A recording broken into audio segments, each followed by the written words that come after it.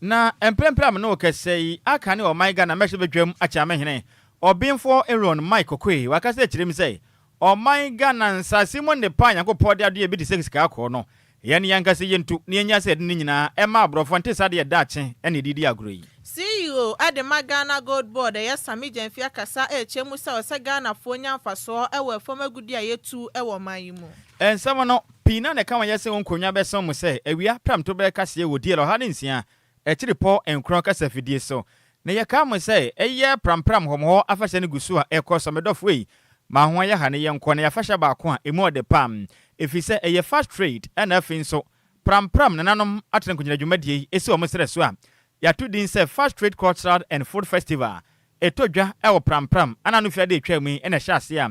dwumadie ne gusu a ye kɔ so eye prampram Anglican Park ma ho ya ha na ye nyina nkɔnkɔdi afahye no na enyom to bɛkɔ so Sansan san dwuma chete ekoso ade ton ene agudie pii na beto dwa enya semikuma kura enti yakasa prampram afahya ne dia medofo ma ntwe mfise fisa afahya papa wa Ghana no eno ana ekosi yankopɔ ya atoma eye 24th ekopem 30th August no eye adwadie nko a obetumi abeto na wonso abeton bi kama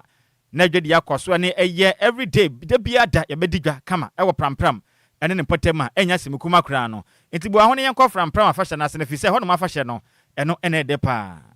Me kan fu Lumba super the amount super pa be Adjoa so bi atogu so a wo to bi insu a eye FDA for this time person so say eno ana ye wo so bia etimi etobi enom oba eye DLFM hanom a ye wo bi wa ha onsa ebetimi akabi na se dodo na wo pe to aton wa no afrem penifo e wo 0549889685 and 0549436616 Sanso ene egusua eka mo say First group band egusua eto wonomsa ede afrem enti mesero papa say dwumadie bia wudi a wobehia live band mfidie wase no fakodane third group band ne ento ye boase emesomso mpakwa sekura ebia na wo ye wedding wo ye yie ana say no achi no ebia wo graduation bi na wo ye wa birthday wa woda na wudi anam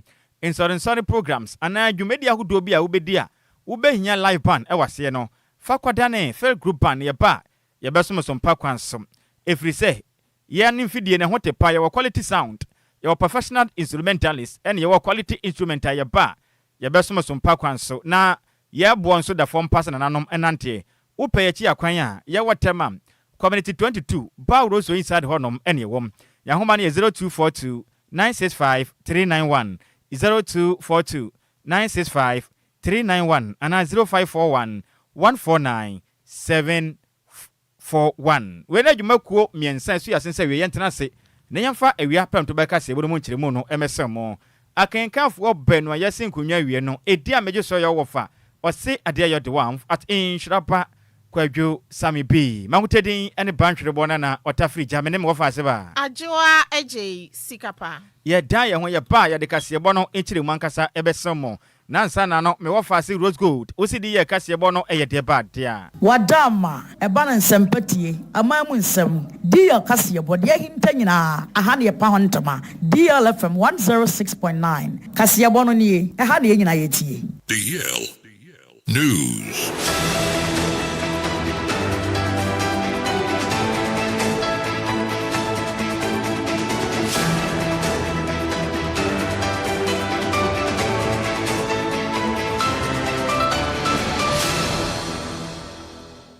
Yamamo akwaba afitu milikane share yen awo Facebook and YouTube na yemfa kasebo no enchiremu ankasa ensomum ya hye kasebo na se ede afiri awrahosemu ewo nkran pompune mantemu dia ne yenko piemam ewo fanko pokuase ekọ eye kumase kwantempo no so na menu kasayi enkwanhyiasi enanopayam emanipa baako wa prepre mu odin pa make say odayere sabia a doctor fo ejana so ebono kwa ho ban enam kwanhye esi ya homachen ewo fanko pokuase ekọ nkran kwantimpon esom na enka ne kiremi say enkwanhye no esi ene wukuada no payam osana bosom da taso du nkron ewo fempem mienu ne aduonu ensiemu am enka ne kiremi say ahye ne ye pode ene 9 4 vehicles ono makwa kwanya nkwanhye a VIP bus baako ena asrafo wɔn mo hyɛn asogyafoɔ kaa baako mekyerɛ military vehicle ɛna afi Toyota Vit ɛna 4-wheel ɛyɛ drive vehicle baako ka ho a mekasa yi ne nyina da akwanya ntam a ama nipa baako bi bɛda siesie no ano ɛde ne papa na enka ne kyerɛm sɛ nya ade nipa bi ada ɛtimi ahwere ne nkwa ɛwɔ nkwanhyɛ mu nipa baako na mekasa ni pere mu ayɛ den a ɔda aresabia a doctorfo egyina no so na wodi nsɛm wetu nkyɛn a Ghanafoɔ bɛka yi a na wɔtwe atwa na bɛtɔ dwasa ne ɔfankɔ kwantempɔn su ɔfankɔ balia wɛyɛ yi nkwanhyia si yɛ ne so ahyɛn ne na nya baako ɛna ahyɛn bɛboro bɛyɛ nson abobɔ ya baako ka ho ɛna nkwanhyia si nipa parapara dumienu nyina ahwere ɔmo nkwa afoforo do no nan epra na ne ahomakyin so anɔpɛ yam foforo asia si nipa baako ɔda aresabia doctorfo egyina no so na ma mekasɛ anɔpa ɛyɛ ɔfankɔ ɛkɔpokwas kwantempɔn no traffic bus ɔnya do visa hyɛn na kakabo mu saa no ama kwan na sia ɛposifo do tumi adwuma yɛkom lante ɛbɔ adwuma mo hwɛ sɛ kwan no mo bɛda hɔ ma kwan ne bɛde nsɛnsɛm nneɛma akɔnka na ba Facebook no so a ɛyɛ DLFM 106.9 vet no ne nama no da so no ntuba bɛhunu bi pam ɛyɛ GS 6525 ɛna da so akyɛ sɛ kaa ne deɛ bibia o ayɛ condemn kra kyɛ sɛ ɛbɛgyina na nipa a wɔhyɛ mu no ompira wa bɛhwɛ oba Facebook yi so ne YouTube na bɛhwɛ sɛ deɛ kaa yi agya bibia da de pefe sɛ sɛ nipa a wotwie no ɛyɛ dan ne ho aka nyame amfa fie a ebi mpa ne ahwere no nti saa na ɛkɔ ande sɛ supoko ase kwantempɔ no anɔpɛ ya ageta baako ne ho aka enya simkuma kora mu nkyerɛ mu na wie no yɛde asomwe Yantoa kasiabo ne so ne da so agina kwanhyia ho nsensem a na nipansia epra ewa bra Toyota Corolla ekoto ayebremu ensuomu ewa yebrem so ewa kra kumase kwantempon ne so na akwanhyia esi ebina da osana bosom ne da etoso ayedun wotwe ewa mfimpi mienu ne aduonu nsia yimu ewa nyinasi junction honom na nsema ebeto Adjoa efiri Ghana National Fire Service for honom mo obunsu fire station na echire mo munya call beye numre eye non krabo apa ho sima no enan echire mu se yade akwanhyia bi esi ewo honom a omunsu edi mrika tente etimi ekọ ho na odansini ohun ne ekọ so no edi nsem edi tuodum jakuo no enim se yade oti se dede bi ekọ so eni obomode atumika ekọ ho no kohun se ye black eye Toyota Corolla and the registration number eye GR 1425-18 emuni ato ensuo ni ma eno de tememfo ho no meboaye ema ni pensia no mo ye mema no mo we hyen ni mu omo yiyi wom ede omo ekọ Hawa Savior Memorial eye hospital se ne be yom betimi akọje ayarehwe ewo honom na kwan ya fa so akwanhyia ne si ye de enya ade a obia animu nti hwehwemu eguso ekoso enti accident here there fire here fire there enti saa na ekwa enti nkwanhyia ne si a na to aso a na ahomachia so egyanso ato suhum potem honom baabi ma won so jedem tututu nti am de saa na ya eto ha na to ha na nse obehwe na watwi mu de since Monday ni ban de jetwem accident ejana last week nso na mu saa Ghana ye fire nation fire and accident nation you see and that's our new name fire and accident nation aye gusu aye pem koye ni mu and you see ni wiase nyina ye si akan a ye ka ne fire gya hyehye any accident a Ghana ebenya baabi agina born ye nya de but a bag accident we no ho ayi ne de ebedi ye eni ko fa bunso de ye no to so brabahwe ayi accident ne sade ye ka na nkasa baabi eda ene sade ye ka na ye yenim se na ka na opese otufa wiem de yenim de si yankasa pote na hwe sade ye ka na nkasa ayo ne na ne tuatua wiem yi ye o sha se kwan ofa so munimunu koto nsuo ni ka no da subonti ni mu se ena ne taise enan ni nyina hwe wiem we sade ye ka na nkasa te bia ye enti no ehun nsam ne ye ka o monte ase ne ye bekoso ahunu because ni panse sa na adwen se ye bekoso atena o mani mu aye sa de ya ne yegusu aye na Kwadwo hwe kire on ma se ka tan ne ba ko da ho na entu sen na ka ne mu danya tim kaja ma ne na ewiem a wonum nsu enti ebesi den na ne tan ne bi ntu enti za na ekoso a enti emu awiram the way accident ene eja hyehye ne kro no Ghana for o mamma na se etu ye hofo etutu ne mayi entutu ne mayi na ehu amanfo a munye bone da omun kan hwenhye mu ne yekum wo mo saa no mu ogya yento akase bɔ no so ne yemfiri lolin kwanhye mum na ye den ewuo ho asam ne de tontwaye na mekasa yi enipa baboro ba ye aduosia mienu 62 o mo ye Ghana man adehye ena omun nyina kɔhwere mo nkwa afoforo dunum 15 wɔn mo so ayira akrabasa yehu o mo akira kwan e wo mla Ghana fuei obi ka kire wanom so adwuma buso a Russia no Ukraine enti yenkwa na yenkwa mo adwuma na monye sika emfa me hye mataso nya bi mfa hwe abusua na mo kire mi so mo koya sana Russia man ene Ukraine tupa ye kodi awo man entokwa na mode Ghana fo no kohye mu se mo nkokoma yen ene ne ye Ghana fo pode aduosia mienu team keja o nyina hwere mo nkwa afoforo tunum o mo so ayira ye hu o makiri kwan biam na ensem wei osoafo no eno my Ghana ohwe ema ne bo anase ema no ne nkita hudie suo oniminyamfo Samuel okugyetu abakwa de nsemede tu dwa na wo kirem a ema ba no homaden akopie mu Moscow mamu a no ne Russia wonom abanam sini ono ehwe o nkita hudie so ewa manane nkita hudie suo me wo fa se eye Lavov ene wo kirem se yes ensem ne ye nokre na Ghana fo ade hye ampania ne ampa ebia begu ewa Russia ene Ukraine fo ntokwa ne mu a emu awira mpam na oniminyamfo Samuel okugyetu abakwa ekirem se wonom eguso ene Russia man no kwantiase apam se wombesere wonom ada mamoma ho kwan manimpa bi emfa Ghana de hye emfri omanyim se adwuma buso Russia nti ye kwa akopa adwuma ye na mo de omaba akwahye ntokwam omuzirem se womamodea se woman Ghana de hye ye ho omabo ye ho ban sonkwa ma ye nse be ye nipa bia enna da Ghana ni bi emfa ne kopa adwuma Russia mamu na se be nipa yi onko enkwahwere ne nkwam no kirema sese no omuguso epo adwumaden na muguso anso etu Ghana fo se wombesere pa se okopa adwuma ye Russia ne Ukraine dia medofo ntokwa nka ho efri se sa Russia man ene Ukraine fo ntokwa yi na nanom po enye na ntokwa hye ase na Ghana ni de wonfe kura ye sen wohwe etopa ye kodi awu a Russia man etumi ye ene Ukraine man ede kwa akwa Ghana ni de wonfe susa nti aba ne se na namama ho kwan mu bia dada wo se okopa adwuma mam no do akọ masabi akwahwere won kwam onimiafo kirem se Ghana ban bekoso ne sa man mienu wei asinkita ho abobo hu se beyam sa nipa bonfo a wodum fa kwati kwan so ede Ghana de hye kokoko ntokwa me no mahwere won kwa no ebi enkwesi biom onimiafo Samuel okugyetu abakwa kasa no mu kirem no enie. In a bilateral meeting we raised the matter of a growing number of Ghanaian youth who are being lured to fight in the Russia-Ukraine conflict, and we are seeing an increase in casualties. About 62 Ghanaians have lost their lives and 15 of them are missing. So I did raise the matter, and happy with the response from Foreign Minister Lavrov, who has pledged that we can work together to stop these illegal recruitments happening on the blind side of our two governments, so that we can protect the lives of young people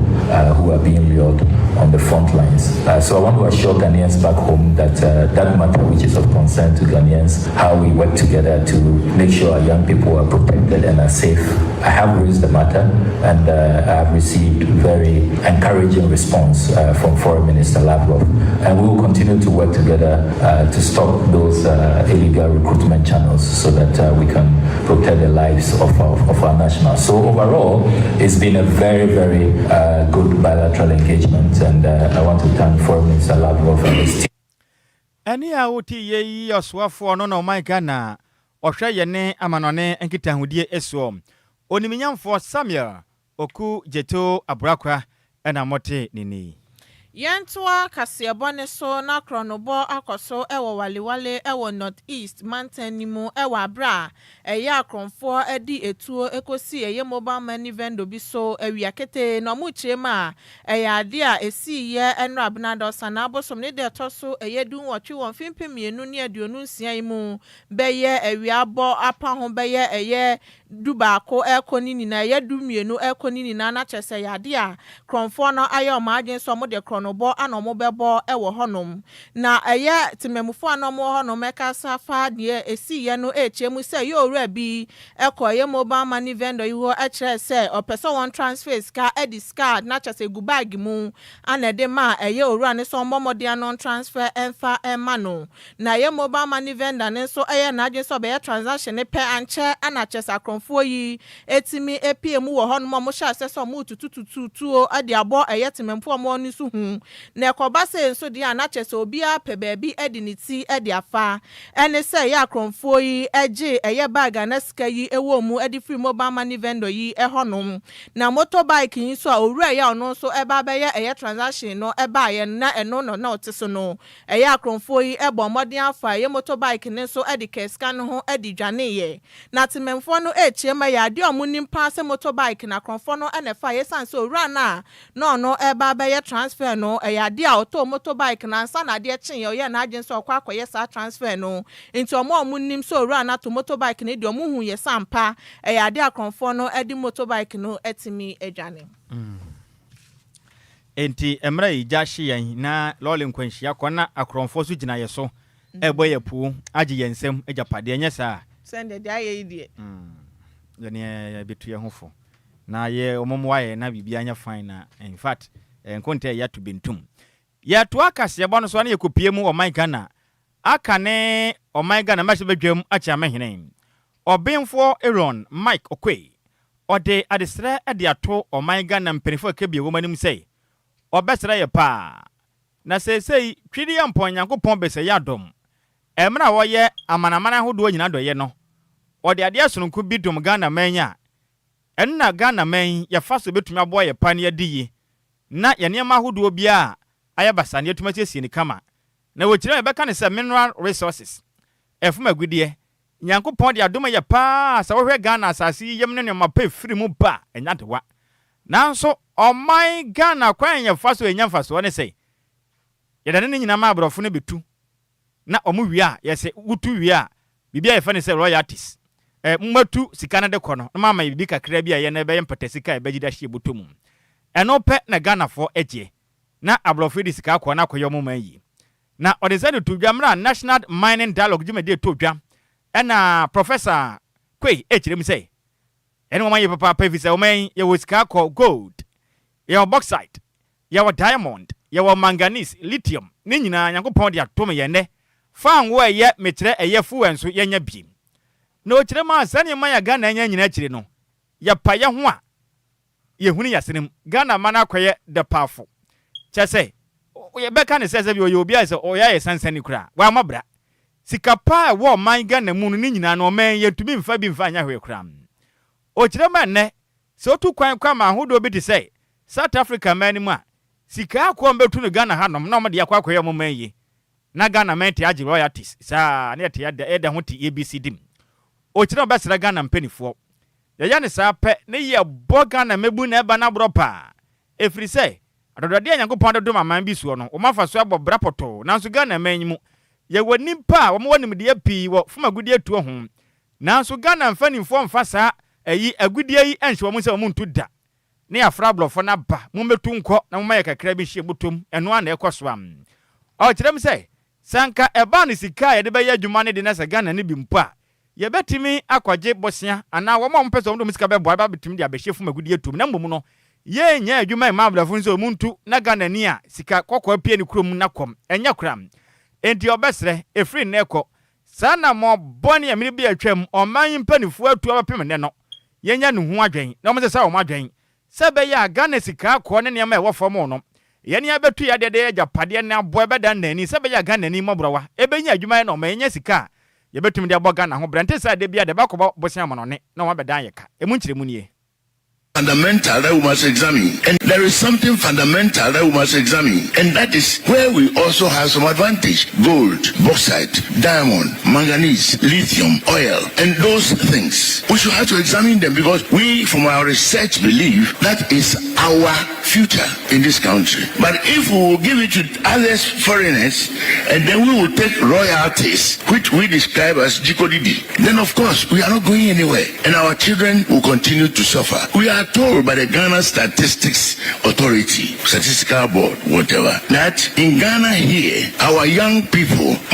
about some 22% of them are unemployed. We are talking about the records. Nobody's fault really, but that's the reality we have. Can we we continue doing that? And that is why we say, if we go to Dubai, do they own the resource? The answer is yes. And they have people working on it for them. Do we want to be like Dubai? Yes. But will you therefore want to apply the paradigm a la Dubai? No. Then what do we want? It's sad and it's serious. And that is why we've taken a very serious attitude toward this matter. We have researched, we are researching, and will continue to research and to lead or at least help Ghana in the process of the debate. And I'm congratulating the organizers on this occasion for this brilliant work. The best practices are there and they are known. What are some of the difficulties for us? We should not forget that when it comes to capital, none of those European countries hold bags of money and bring them. When you have the mineral and there is shown that it's a bankable project, of course, you will get money from the international capital market. You will get the money. If you talk about any awuti ye oye akane o my Ghana, ya meshe bedwam acha mehene. Ne din ade obenfo Aaron Mike Okwe ena wote ninkan. Yantwa Kasiyabone so na Chief Executive Officer at the Ghana Gold Board Nhyiraba Sammy Jenfi esra ban so momo dia emwa sane be ye baga na ye mining sector ne so so mine no ye betimi enya so emfaso no chirema akwan a eye gold no musifa enya no en wasa Ghana for eye behwe ade for keke na emum so mutimi nya mfaso edi free sa adwumadi omunso edinim no kasa ewo National Mining Dialogue and no course won kan ni mantem hanom ana Sammy Jenfi ekasa na oche mu se eye nsakraya aban no eye ewo mining sector nim na waso mutimi ye na etimi kosoro sa na ebe ye beboa na Ghana fo nso etimi di omo ho hye eye nhwehwemu eno bekoso eba mpuntu ahodo ene kwan yo mbefa so industry ni nso na betimi akọ anima ewo sa aban etimi ye sa na ebe ye Ghana fo nso no ebetimi enya so emfaso na okasa na oche mu se kompotem ahodo a ho no mutu afom agudie na eye ade a ubebisa na chese company na ewo honom no eye obi onu fra man foforo so ana company ni ye ne de obi ani honom a wo Ghana hanom a obekọ ne akase company no eye ne de ada ha adwen enu nti ewo so motimi hwe sampotem ahodo na enwasa asase keke ana omkọje from ho no eba partnership ene so mo so ebe ye shareholders nso so a ewo so aban ni timi hwe se ne ebe ye o man Ghana yeso ebenya afaso ewo fam agudi omutu ewo man Ghana mu ombetimi e de omaka ho se ne ebe ye ebe mo makwanya no ama mahwa akone eba ho nsem so sanso ne eba ho ban bo ho nsem ni nsiesie asase ho nsiesie ni na Ghana fo nso betimi e de omo ho ahyem na timi aboa na afoso de ahodo ne so no etimi aba omanyimu. Ghana has mined gold commercially for more than a century. Yet for most of this long history, Ghanaians have not been the real owners of the mines. The large-scale mining sector has been largely foreign-led, and too much of the value has leaked out of the country through ownership structures, financing arrangements, imported inputs, offshore services, limited beneficiation, and weak local industrial linkages. That is why Obuasi can produce gold for generations and still not compare to Johannesburg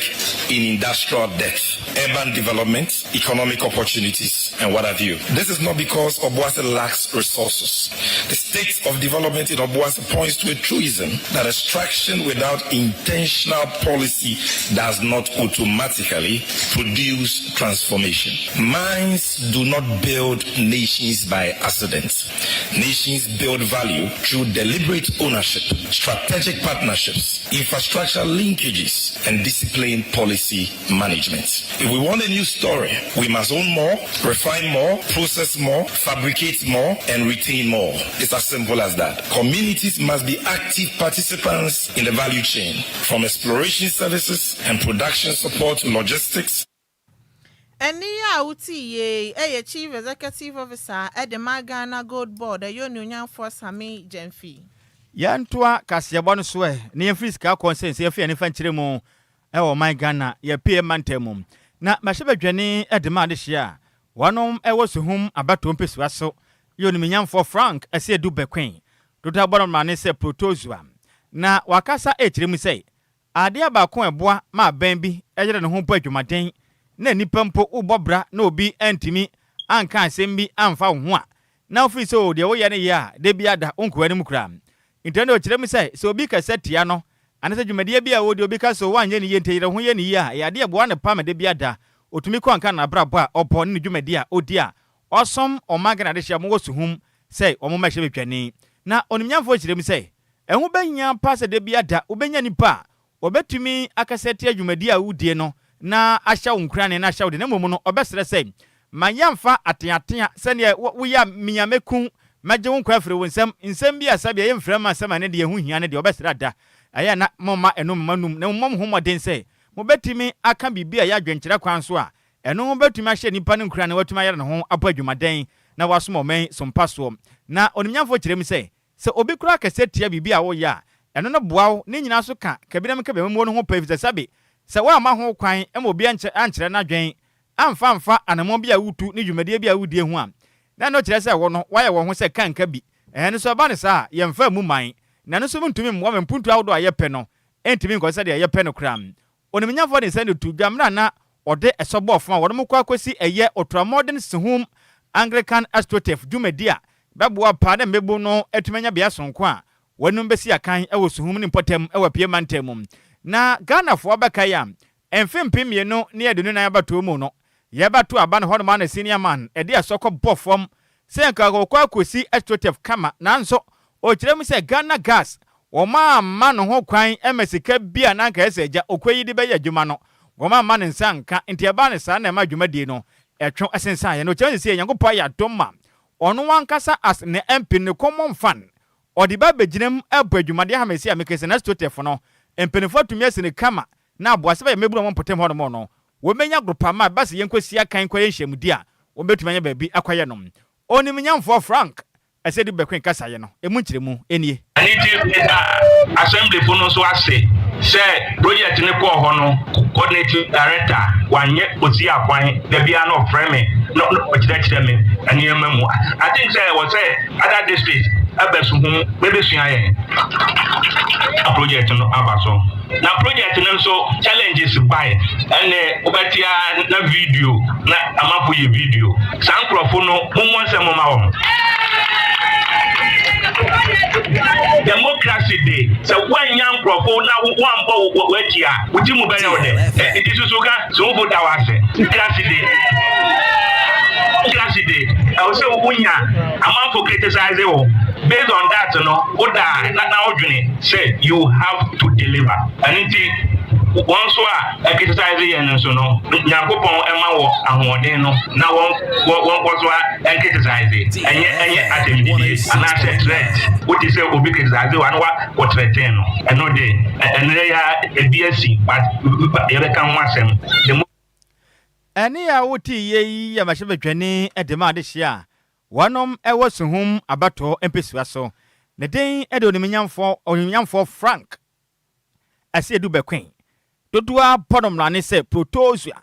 ena moteni ni na nanu si ye penam aban anam sini de ma de hia wonom suhum abato empesua so mekire municipal chief executive officer edema suhum municipal assembly onimnyamfo Lydia Sarah ohene wa ekasa na okire mi se Ghana mampeni John Dramani Mahama eni kumpundu dwuma ho ye papa de santi anamontu a mahyebadwani tuyi Ghana ban nyina tachi assembly no so tachi pam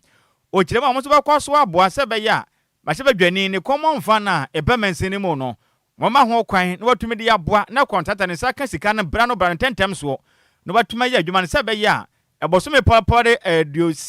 duasa ensia 36 months wade be ya adwuma batuma wie no hare so na ma adehya mo so hum so manya atote papa etimi ediso agro ye enije sem edema nananom ye enije sem de ma Anglican ene suhuma nyina ye nyina ye beje adi se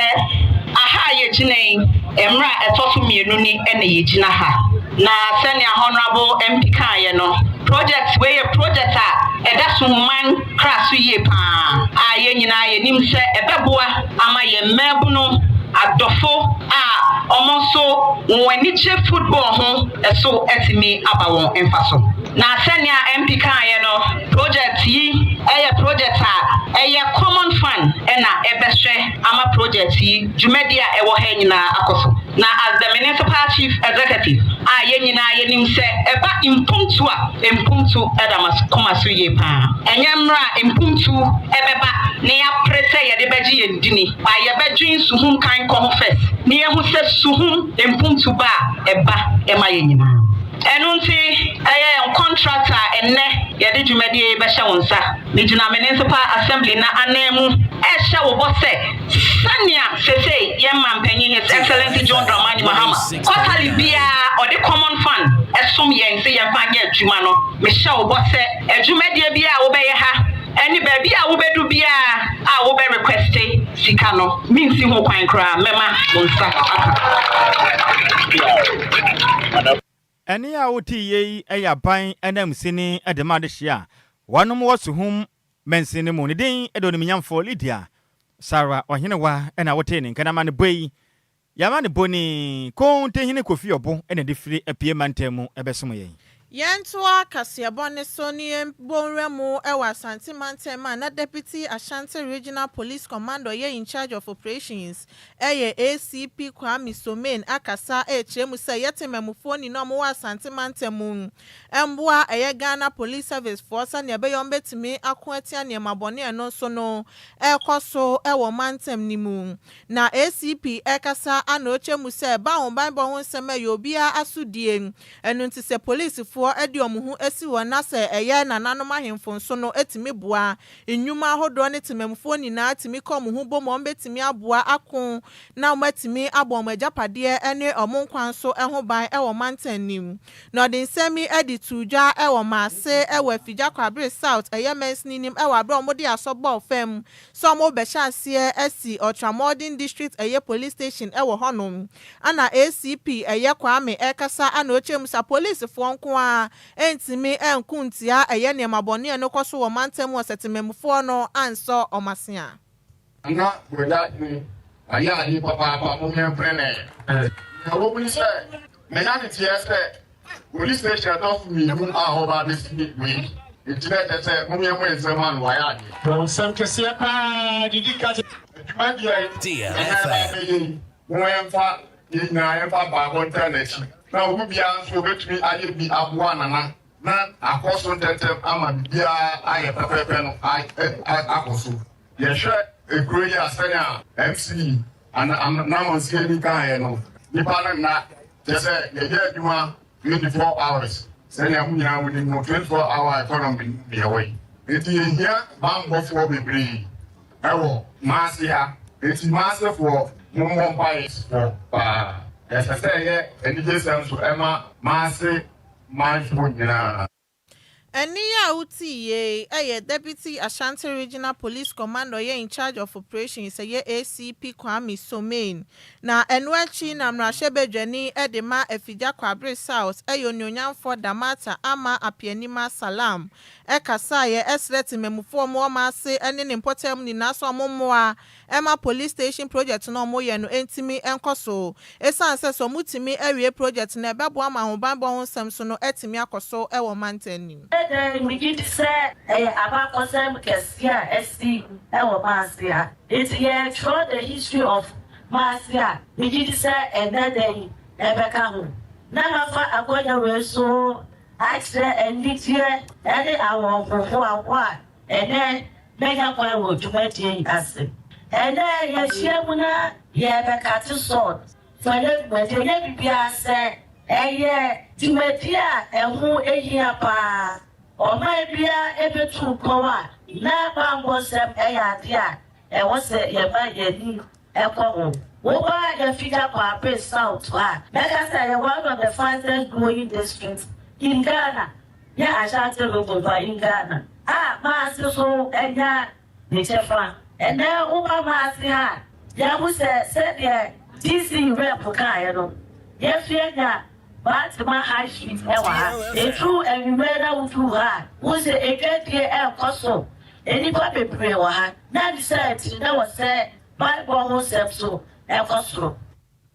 Eniya uti ye mrashebedwani edema efija kwabre south onyonyamfo damata ama apianima salam na ne krakra mu anotumfo da behene eye na na Agyei Odanka ehebo echemu se yade obeboa mampuntudwuma so no etimi akoso inti se eye second police station project yi ekoso yi de obebo ne homoden ahwe se eye project ni bibia betimi akoso ye na wo sra eye tememfo nwumeko ahodro ni na ne omo kabiewom so omo nka omo humbom sa ne be yampuntudwuma ahodro omo so hia na omo sa ebetimi aka Edenyamwasi zero na akomedie zero sabi zero yesa okatwa bahimfio zero na wahese zero otu bahimfio na wahese ni bebo so ama odabi zero kise otu hwana mo zero na otu hwana mo so a zero ya nyame ani na nana so atawochi zero sanse babilo my Ghana ho zero sanse babilo ho fo ho zero na babon ye na abrabo mu die hia pa ya bambo zero na omai mra ashe wo nsa zero so mo mo ye ho ba zero nti na akadia sabe ene bia ene daya omubenya wo dogo ye ho ba na ene so mu hia ba zero isanse e bambo no nchese sabe wo ni ba bia ntra ka bela na bambo no ayiye kunyina no mo ka mu na jumadia yi no etimi entumpon zero na jesi nsu no embrem DLFM 106.9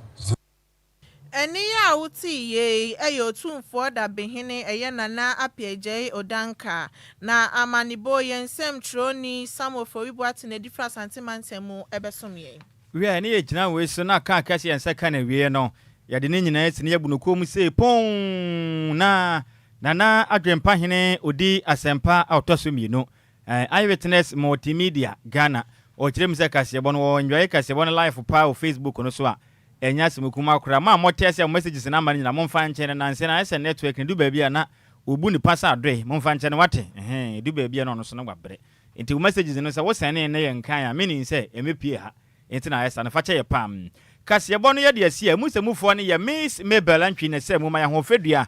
Otomro sie no ne ho ofa bruta na nia ba de akura jeze onye ni pakuma osemu man so osemufo panin eno achi na enuanum benu ebo aye wakase bodamum eno eye me wofa ase Regina Bafo ena finso me wofa ase kuma isi akura mo so ya ba Kwadwo Sammy B ma utedin ade bantwere bona na otafri jamene Adjoa Agyei Sikapa na unuan wo hram saa o asa no ma wutu wahunu bida woni mapeto pre oba betu a odi kan hram na minim se no wa nade a enti ya kwe na Adjoa Siriki ene me wofa ase sexy journalist ene fi kwa me yefum omo bai eye dira adwumadie na no be so mo bomode agye nkomnya chan no mo ba no ledu ni se be the blue time ma munyina moniti a adehye omo no producer makese on e kire din